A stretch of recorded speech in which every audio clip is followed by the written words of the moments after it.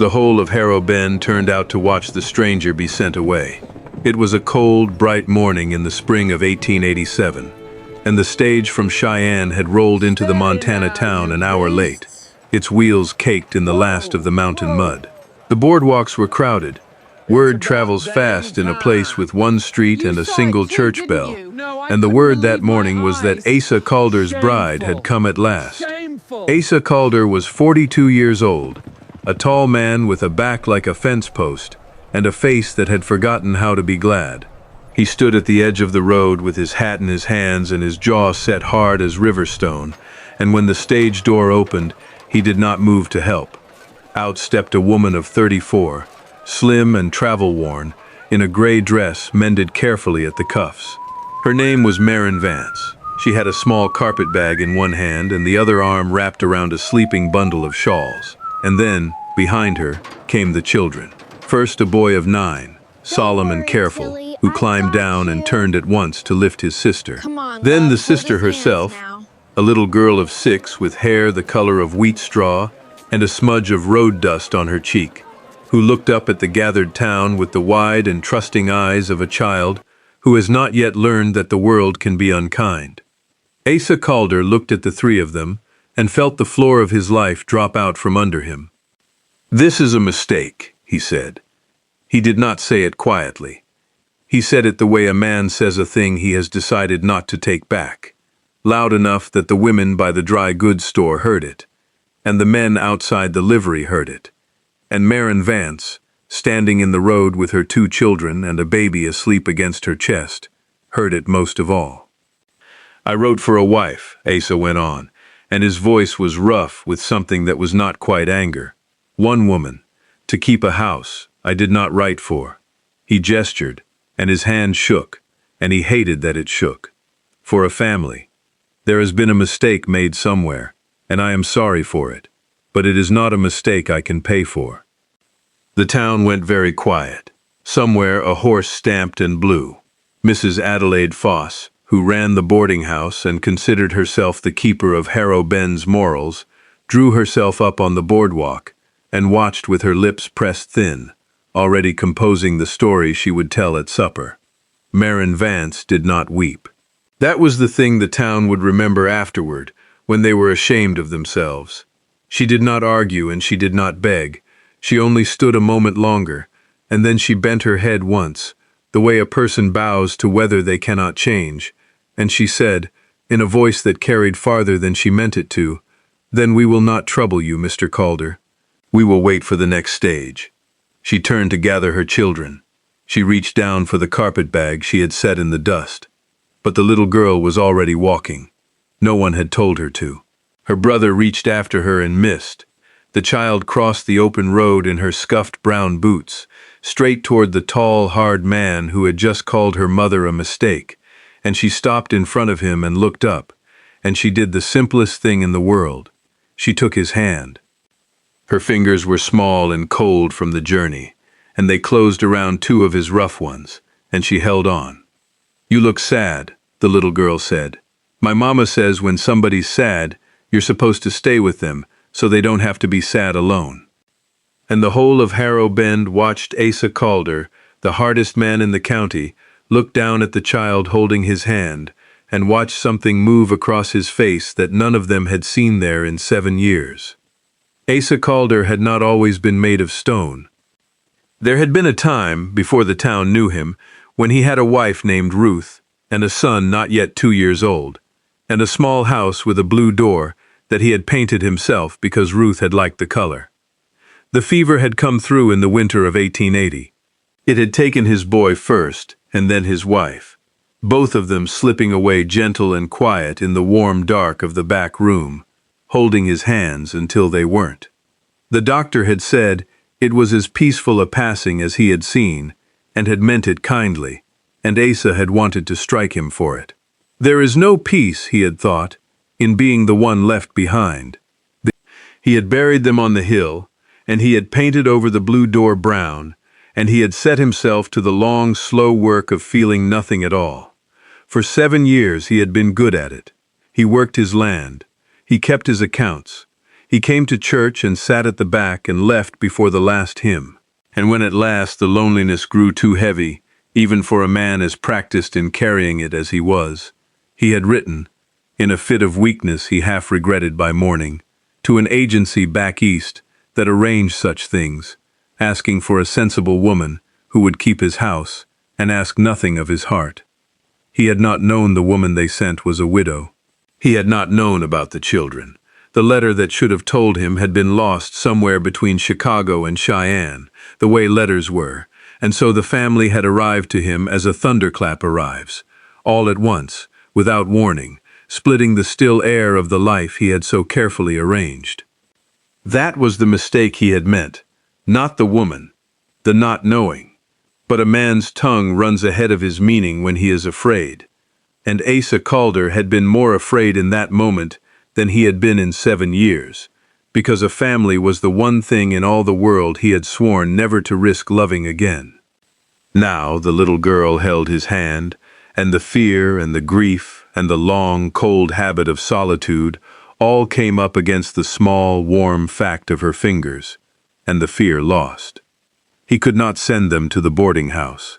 Mrs. Foss had made it plain with a single look that no woman traveling alone with 3 children and a story like that one would find a welcome under her roof, not at any price. The next stage would not come for 4 days, and so Asa Calder did the only thing a decent man could do, which was the thing he had spent 7 years arranging his life to avoid. "You'll come to the ranch," he said gruffly, not looking at any of them. "There's room. The boy can have the loft. You and the children take the back rooms. It's only until the stage comes Thursday." "We don't wish to be a burden," Marin said. "You're not a burden," Asa said, and was surprised to find he meant it. "You're a guest. There's a difference, and I'll thank you to remember it." The ride out to the ranch was made in a silence that was not entirely uncomfortable. The little girl, her name was Tilly, he learned, and the solemn boy was Samuel, and the baby asleep in the shawls was a girl not yet 1 year old, whom Marin called June, sat up on the wagon seat beside him the whole way, having decided some private childish thing about him that he could not fathom and did not deserve. Now and then she pointed at a hawk or a far blue mountain and informed him of its existence as though he might not have noticed it, and he found himself, against every intention, answering her.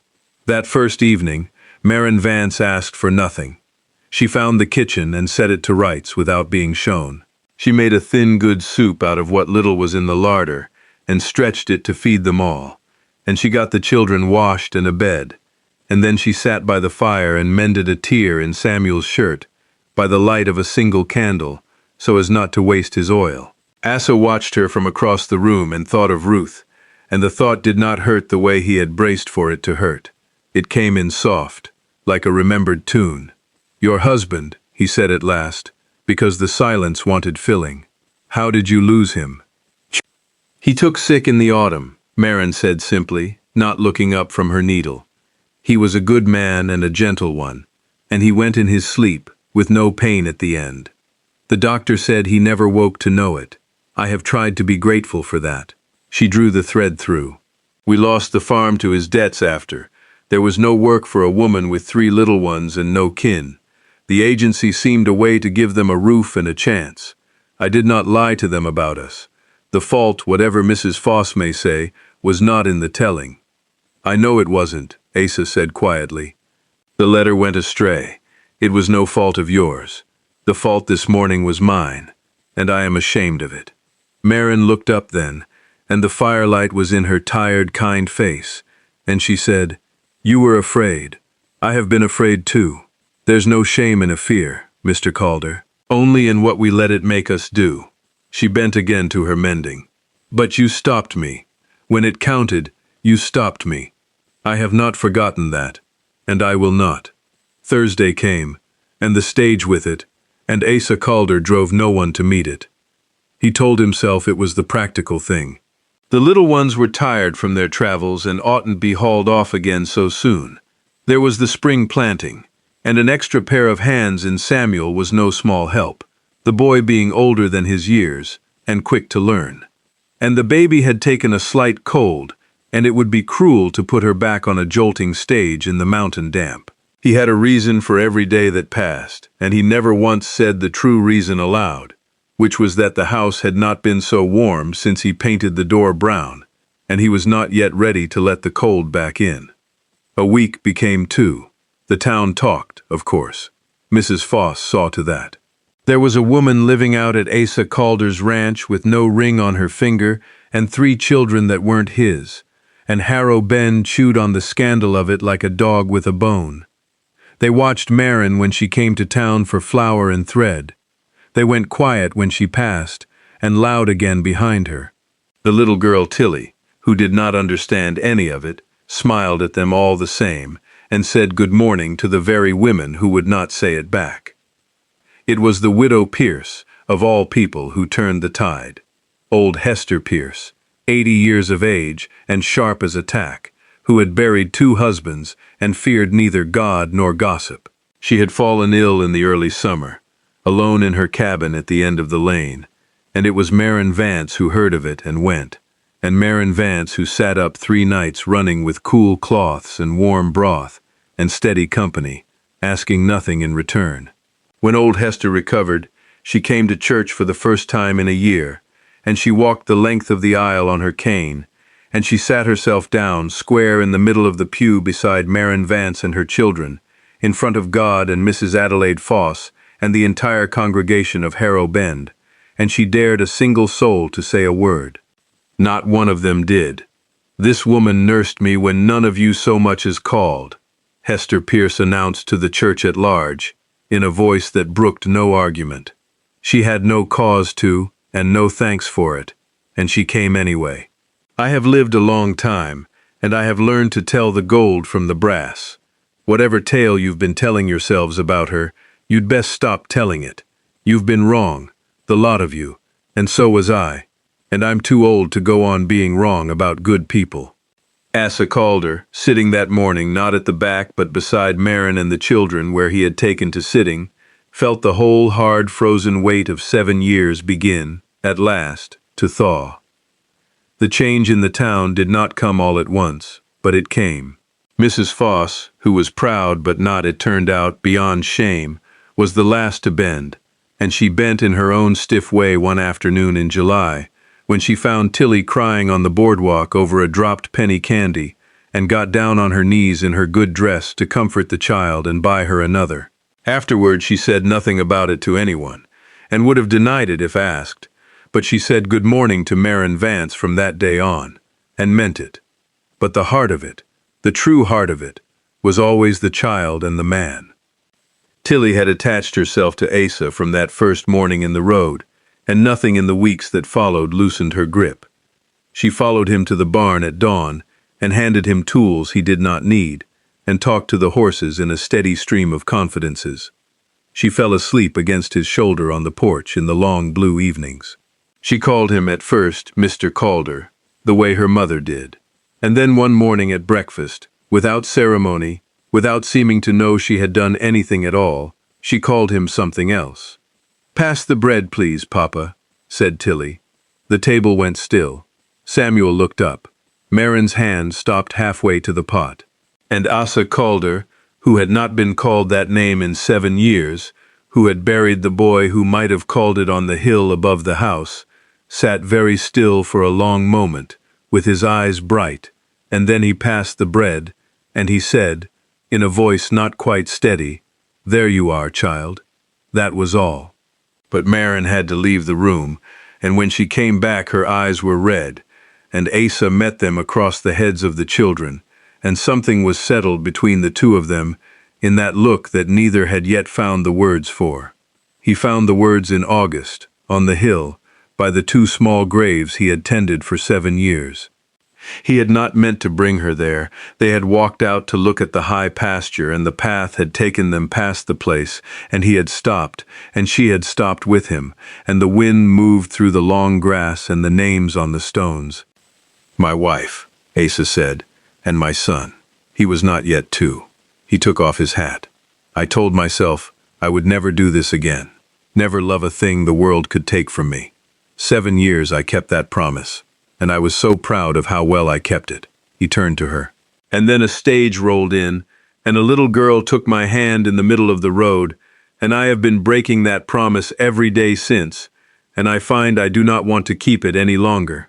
"Asa," Marin said softly. "I called your coming a mistake," he said. "I have never been more wrong about anything in my life. You were not a mistake, Marin Vance. You were a mercy. You and Samuel, and the baby, and that fierce, loving little girl who decided to save me, whether I would let her or not." He turned the hat in his hands. "I am 42 years old, and I have no pretty words.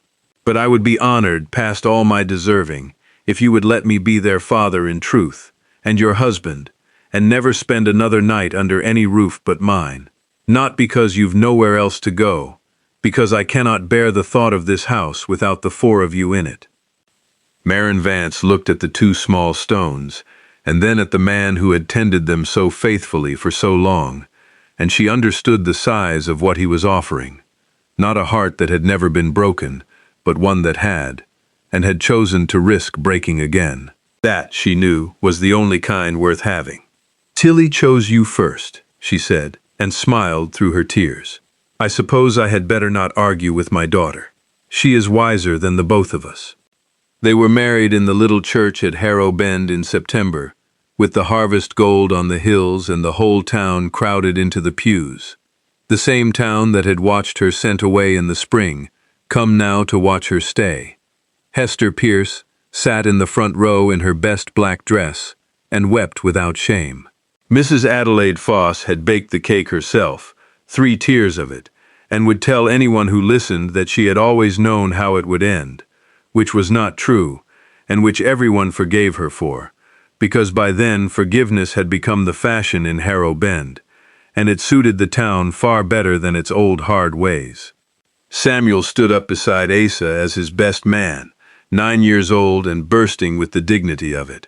The baby June slept through the whole of the ceremony in Hester Pierce's arms, and Tilly, 6 years old in a new dress the color of cornflowers, was given the task of carrying the ring, and she carried it the length of the aisle, with both hands cupped around it as though it were a live and precious thing, and she delivered it to the man she had chosen back in the spring, the man she had crossed an open road to comfort, because her mother had taught her that no one should have to be sad alone. When the preacher pronounced them man and wife, it was Tilly who could not wait, Tilly who broke from her place, and ran to them, and was swept up laughing into Asa Calder's arms, one of his hands at her back, and one at Marin's. The 3 of them, and the boy and the baby, all gathered in together at the front of the church. Asa carried that little girl out into the September sun, and the bell rang over Harrow Bend, and he thought of the cold, proud man who had stood in the road in the spring and called this family a mistake. He did not despise that man. He pitied him, a little, the way you pity anyone who has built a wall so high he cannot see the mercy waiting on the other side of it. He had spent 7 years learning to feel nothing, and it had taken a child's small, cold hand, closing around 2 of his fingers in the middle of the road, to teach him in a single morning everything those 7 years had cost him. He had called her arrival a mistake, in front of the whole town. Her little girl had taken his hand anyway, and that, Asa Calder would tell you for the rest of his long and grateful life, had been the truest stroke of grace a hard man ever stumbled into, and the beginning, at 42, of the only life that had ever been worth living.